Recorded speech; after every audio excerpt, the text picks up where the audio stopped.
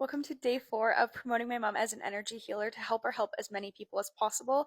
My name's Nicole, and I quit my corporate job as an accountant to work with my mom, the energy healer, full time because I believe in her abilities to help people so much, and I really want to get her out there to help as many people as possible. Today's story time and client transformation edition is actually a personal one of mine, and this is how energy work helped me to overcome my food allergy and sensitivity to gluten and dairy, which I had for over 4 years and was very intense. I just want to disclaim this is not a medical claim that I'm making. This is just my own personal experience of what happened to me. And also, I just wanted to show the mind body connection. So, as I mentioned, I was severely allergic to gluten and dairy for over 4 years. Any bite or crumb, I would call it getting poisoned. If I had, I would immediately bloat so much, like rock hard abdomen, and sometimes throw up. I would get skin rashes. This was a really intense allergy for me. And looking back, it was during a quite stressful time of my life. I was in high school, a lot of things were going on, starting to date, my extracurriculars. I was in competitive dance, dancing at the studio for over like 24 hours or something crazy a week. So I didn't have a lot of time for myself, and I think there were just a lot of life stressors going on, which ultimately led to this food allergy. Now, fast forward to 4 years later after dealing with this allergy. Again, I was sort of going through another stressful time. I was going through one of the big breakups in my life, which I think most people can relate to. You sort of have that one breakup that sort of throws your world upside down.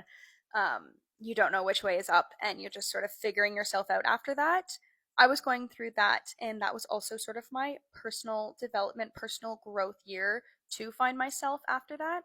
So, in that year, I was doing a lot of Reiki because I really resonate with energy healing, and I know firsthand that it makes me feel like my best self. It helps me to release beliefs and emotions that I feel are lodged in my body, or maybe don't feel if they're subconscious, and bring in more positive, loving energy, emotions, and just overall state of being. Also, please note, it is called a healing journey for a reason. It isn't just a one quick fix.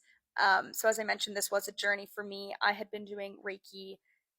I don't think I can name a number of sessions that I did. Again, it's different for every person, whatever their divine right path is, the divine timing of things unfolding. But I had been doing a lot of Reiki and really working on myself and doing the inner work. So it came to a session that Cindy, the Reiki master, and my mom was doing a session on me, a Reiki session, and her hands were over my abdomen. And there was a lot of cluster, chaos, blocked energy here. So the Reiki energy was working to transmute that and bring in more high frequency, high consciousness energy, or life force energy, which is what flows through all our bodies.